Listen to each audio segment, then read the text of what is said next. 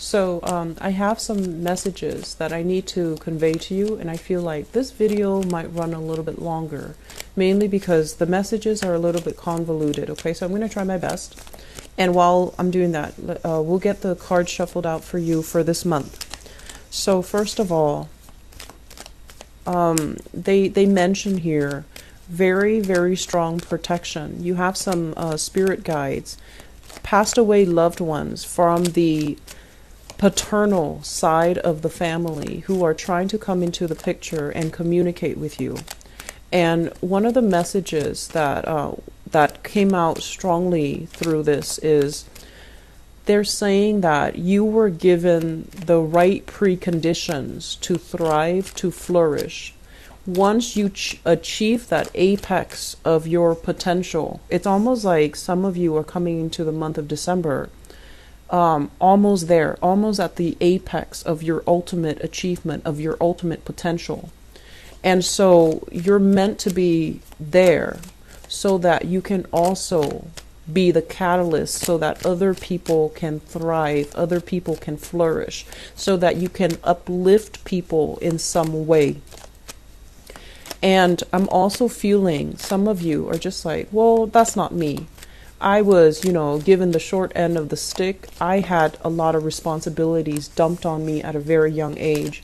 I've had to take care of a lot of people, and I feel like many of you found yourself, at a young age where you were always the responsible one.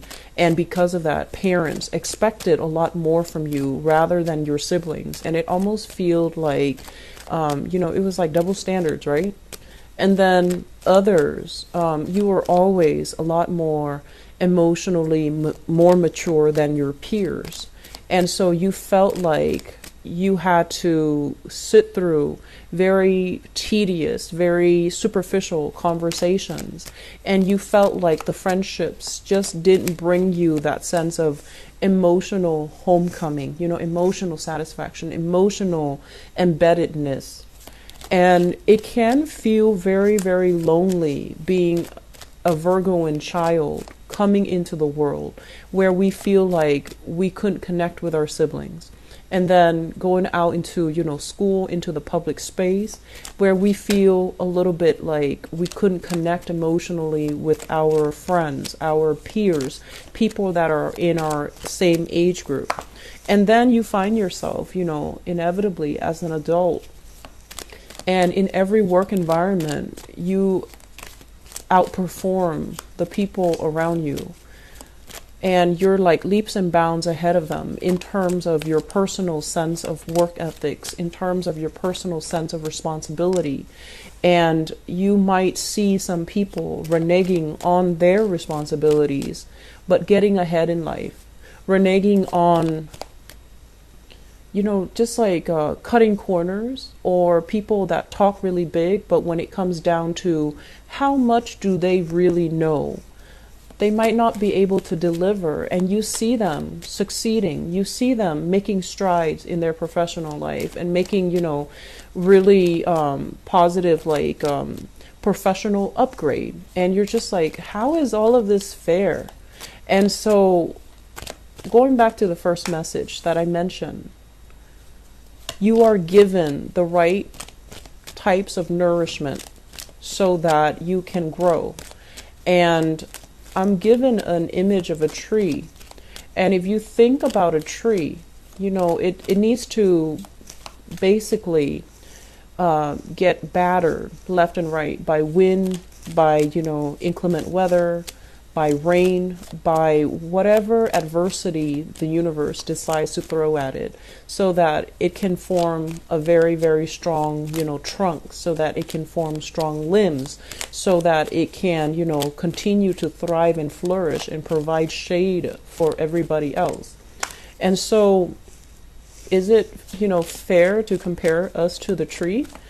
But I feel like the right nourishment is the right amount of love, is the right amount of opposition, is the right amount of challenges, so that you can grow to the most, the optimal human being that you can be. And the right amount of nourishment in your mind has always been love, affection, acceptance, justice, right? like all of these things, that these really high moral ideals that you believe in. But when a life is too smooth, too easy, it can make people very, very complacent, sometimes lazy, sometimes, taking things for granted, kicking up their feet, coasting through life, cutting corners. And who knows, they might still get ahead. But the point here is that you have to really think about what is the right types of nourishment that we can give to another person.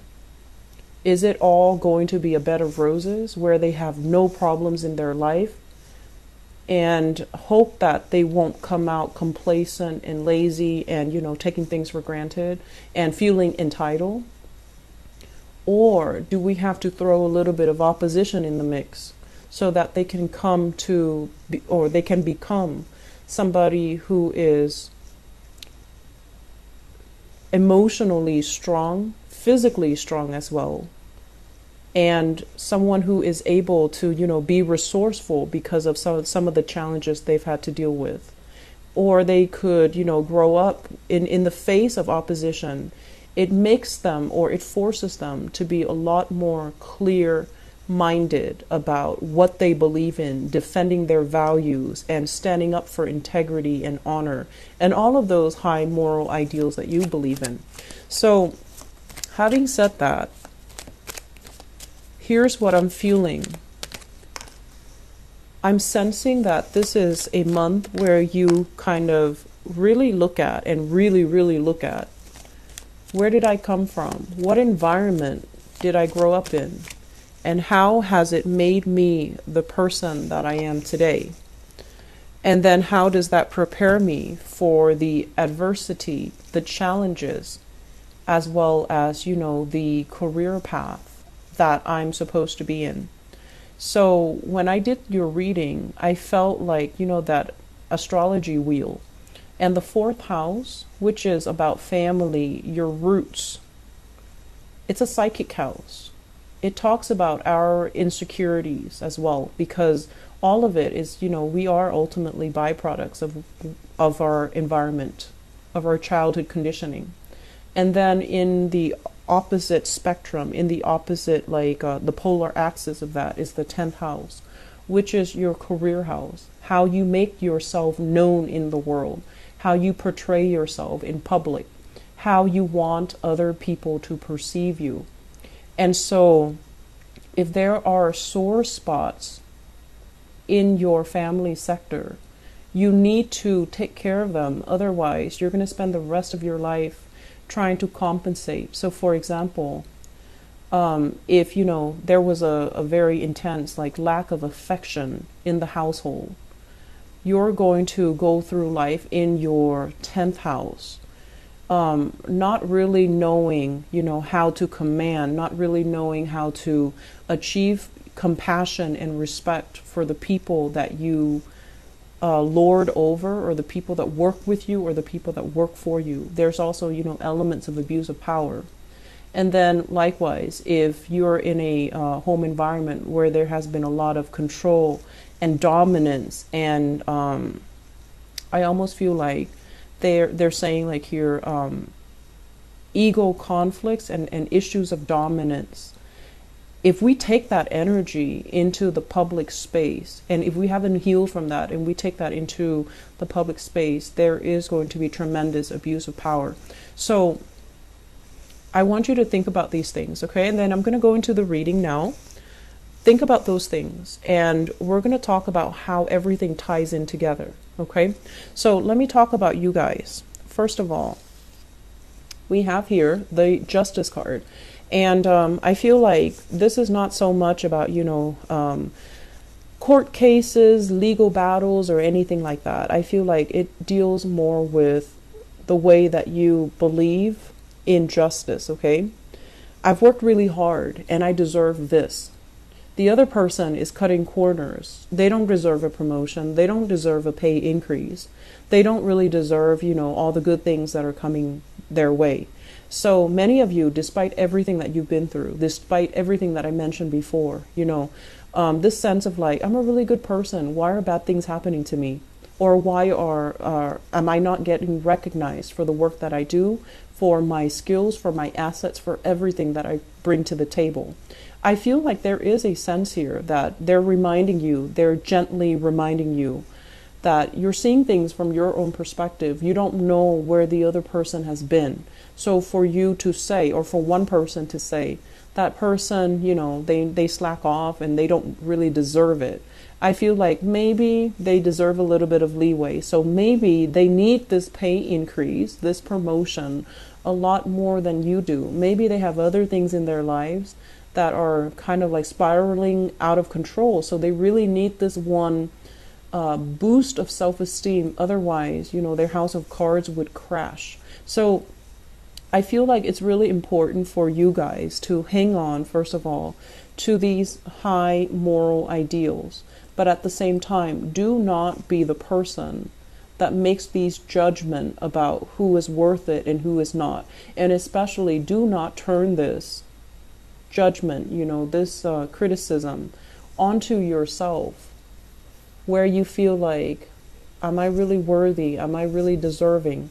Because I feel like there is a big element here about you feeling that way, feeling like very exposed and very vulnerable, uncomfortable in your own skin, getting yourself into something that you're not emotionally or mentally prepared for, and then doubting your capabilities, doubting your skills. Am I going to float or am I going to sink? Am I going to be able to make it, or are other people going to laugh and mock and ridicule me? Okay, so this energy here, I feel that, the fourth house, like I mentioned, it's a very psychic house, and it deals heavily with, things that we hide from other people, things that make us really uncomfortable. And I feel for many of you, this is being in the limelight, being in the public eye. When you talk, a lot of people are going to be paying attention, being televised, being taken, having people taking pictures of you, and getting a lot of fame and recognition. And when it's in the reverse position, there's a sense about you where you are very, very private about your personal life. You don't want to, take on that Leo quality where you are hogging the stage or you are revealing too much about yourself. So I feel like there is a major fine line here about you guys coming in this month where you have to be, where you find yourself in this position where you really have to, hype up your skills. You have to really sell yourself, and you don't really know how, because your life is all about modesty. It's all about, believing that good things will come to good people. But sometimes we need to give ourselves credit when credit is due, okay? So if you meet somebody new and you want to impress them, you want to land that job, you want to get that loan, you want to get that grant, get that funding, you need to hype up your skills and your assets. You need to stop being bashful. You need to hype up, the adversity. Where have I been? What, situations have I had to overcome to get myself where I am right now? And how much determination I have because I've overcome so much adversity in my life. So do not shy away from everything that made you who you are. Do not shy away from disclosing your past, because in the process of disclosing your past, even if something is might have been very painful, I feel like it's a very healing process, and it will allow you some insight, some wisdom into why things had to happen the way that they happened. They happened because you needed to have that sense of adversity at that age so that it can shape you to be who you are today. So I honestly feel like, this is a month where if you don't believe in magic, if you don't believe in, everything happens for a reason, you're going to come out of this month, and especially at the end of the Mercury retrograde cycle, December 23rd, you're going to come out of it thinking, I'm still alive and life is great and, everything is magical. And so I feel like there is a fairy tale ambience that is happening through this entire Mercury retrograde cycle. You're going to come out of it with all the fog lifted, questions that were unanswered, things that were very unclear, people deceiving you, things that you might have felt like there's something up, but I can't really put my finger on it. All of that is going to clear up, and you're going to know exactly what happened and where you stand with people. So we're coming, out of this Mercury retrograde cycle with a lot more clarity, with a lot more, I want to say, insight into other people. Why did this person say it like this? Why did this other person not say anything? Who are my allies? Who's there for you? Who's telling the truth? Who has my who is supporting me, and who's really, working against me? Who do I need to leave behind, and who is really showing their true colors? So I definitely feel that, you are a really, really good judge of character. You do give people the benefit of the doubt, but I know that many of you are very good observers. You pick up nuances in social interactions. You pick up nonverbal cues from people when you interact with them. And you always have really strong intuition about people because you have an eye for detail. But a lot of the times, the self-doubt, I could be wrong. I saw this, but I could be wrong. Or I felt this, but I could be wrong. Listen to your intuition, because I feel like it's never failed you in the past. It's helped you survive some very perilous situations in the past.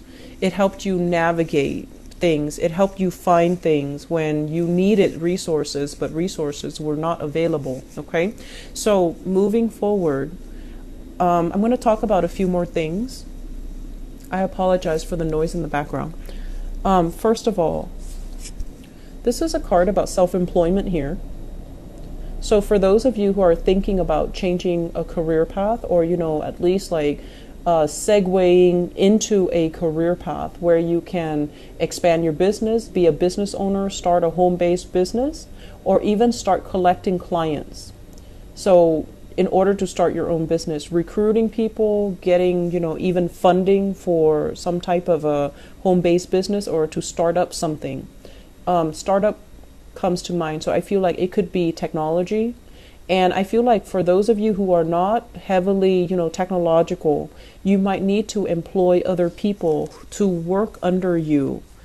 And these people have the technological know-how, and so they're working under you. And it can feel very, very scary when you're not an expert in your field and you're trying to venture into that field, and you have to delegate responsibilities to other people. And they're experts in their field, but you're overseeing the work, and you might not, know 100% everything that's happening. So that process of having trust and faith that the other person is going to do their, uphold their end of the bargain and do the job properly, I feel like it's still very, very scary. So I feel some of you who are business owners, you're contracting out your work. You're hiring new people, you're overseeing the new people doing the work for you, and it can be very, very uncomfortable.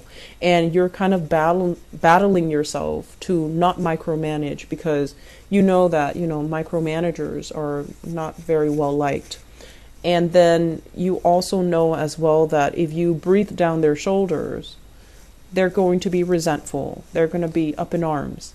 But you also know that you have to give them, incentives for them to work fast. You also know that you can't give them way too much leeway, because then they're going to feel like they're self-employed and they're going to work at their own pace. So trying to find this middle ground where we don't micromanage other people, but we don't at the same time become an absentee boss and just let the workers run the ship. I feel like it's a very, very fine line, and some of you need to find a way to rectify the situation. And I would say that, the best policy overall is to be very strict in the hiring process.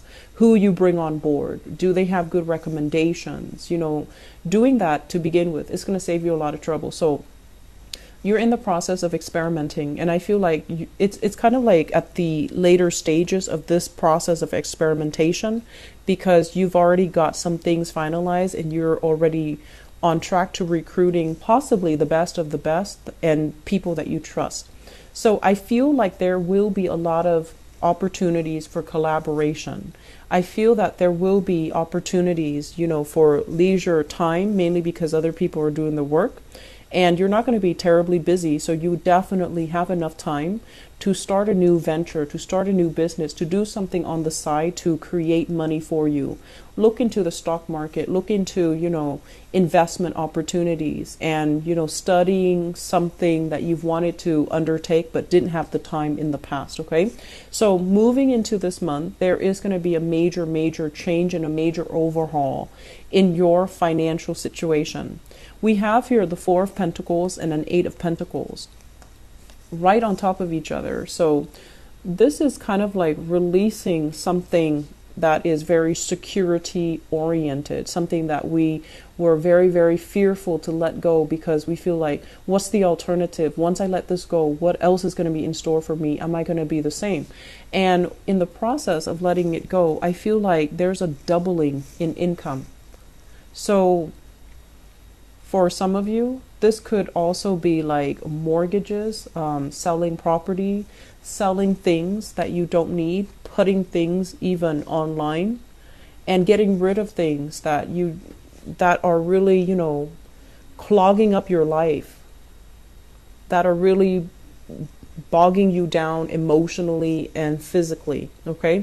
Getting rid of things. So I do feel like a huge income jump here. So if you are adamant about, looking for work, because this is all about sending pieces of yourself out into the universe, either through resumes, through CVs, through some type of, especially online nowadays, online job recruitment portals, I do feel that it's going to allow you, the steps to get there so that you can double your income, so that you can achieve a lot more job satisfaction, have a lot more free time, even reducing the amount of hours that you work so that you can work and not feel pressured. So I feel that there is a process here of separation from a specific environment, releasing expectations and, releasing control in a situation. And once you are able to do that, you're going to breathe so much better. You're going to feel this burden, alleviating from your chest, and you're going to feel very, very, very happy and secure, okay? I feel as well, I mentioned earlier, I do feel a very strong maternal, paternal vibe, especially with this Nine of Pentacles. If you are at a point where career and work and money is flowing well, and you don't have to worry about, how you're going to make money, living from paycheck to paycheck. You don't have those concerns anymore. The major concern, I feel, is going to be family related, okay? And you're going to have to also relinquish control. Don't be the one person that comes to everybody else's rescue. When they mess up, let the other person deal with the consequences, okay? This is how we teach accountability, and this is how we teach someone to understand actions and consequences. So this is a card kind of like, control. A lot of the times we intervene, we step in for somebody. It's also because we want to be involved in that situation. We want to control the outcome in that situation. And we also have this, this latent inability to trust that the other person can do it the right way. So it boils down to control. And once you relinquish that, once you let somebody, step up to the plate, take care of things when they go awry so that they can work on their problem solving skills, so then they can work on critical thinking skills, so that they can learn to be self-sufficient and to be as well resourceful. It's going to alleviate a lot of burdens for you. So if you've been kind of like that mother hen, if you've been constantly monitoring and taking care of everything, this is the month for you to delegate. This is a month for you to sit down and really think about where you're giving your energy away, because in the process of delegating, in the process of trusting that I'm over here and the other person is in the office working, are they really working? I feel like they're working. You can trust that they're working. And so relinquishing control and allowing the other person to step up and take care of things, I feel like it's it's a major, it's difficult. And I feel like for some of you, it can bring about a lot of anxiety because you want things done a certain way. And I'm also feeling as well, it's almost like this Aquarian energy, this need to control and this need to have things a very, very, very specific way for no other reason than just because you want it a specific way. And so we have to let go of those irrational methods of behaving. Okay, so we have to let go of these things and we have to aim for this sense of balance, this sense of harmony as well, that if we trust the other person, if we give them room and space to breathe and to thrive, that they're also going to breathe and thrive. And that pretty much, sums up the first 6 cards here. The second part of this equation here is, it seems to me like in love relationship, there are options on the table. Okay, so we have here the Lovers in the reverse. And the Lovers in the reverse is usually a situation where there are too many people interfering in a love relationship. So you have here a fire sign, Sagittarius, Aries, or Leo. And I feel for some of you, this is somebody not approving of your relationship. And they're disapproving of your relationship for no other reason than because they don't like the relationship. So it can be irrational. And then we have another person. This is a water sign, a Pisces, a Cancer, or a Scorpio. And I feel like for some of you, this is somebody in your life that is trying to move on. They're trying to exit the picture. And I'm also feeling as well, if you are debating between these two characters, if it's a situation where both of them are involved, I feel like the fire sign might be a more truthful, honest, stable relationship partner. I'm going to go into your love reading in a little bit, but I feel like this reading is very, very loaded, okay? It's loaded with messages, and I feel like it's very, it's forcing you to really think about, some of the things that you have grown up believing about yourself. Are you lovable? Are you worthy of all these good things that are coming to you? And I also feel as well, it's forcing you to re-examine some things in terms of, you've had to deal with a lot of difficulties at a young age compared to your siblings, compared to your peers, like I mentioned. And these are character building life events that shape you into the person that you are right now. And so if there are grudges, with siblings, with family members, if you're holding grudges, you need to let them go. You need to release them, because these people form kind of like a soul contract. They're here to help you get where you are today. They've had to make sacrifices, great sacrifices. And I also feel that they've had to make sacrifices in terms of not being in your good graces. Like they've had to do things that even now you might not like them, you might not speak to them, but they have a soul contract with you to get you where you need to be. And so in the process of fulfilling their soul contract, they might have falling outs with you, and you both might not be talking. You're at a point where you're really, really happy, you're on top of the world, you're elated, and financially you're very secure. And they're at a point where their health is diminishing. If you have these relationships, you need to reconcile, okay? Because they're there to teach you some things. And I feel like in our human forms, we don't always make the best decisions, and we don't always heed our higher intuition. But I feel like there's something more at stake here.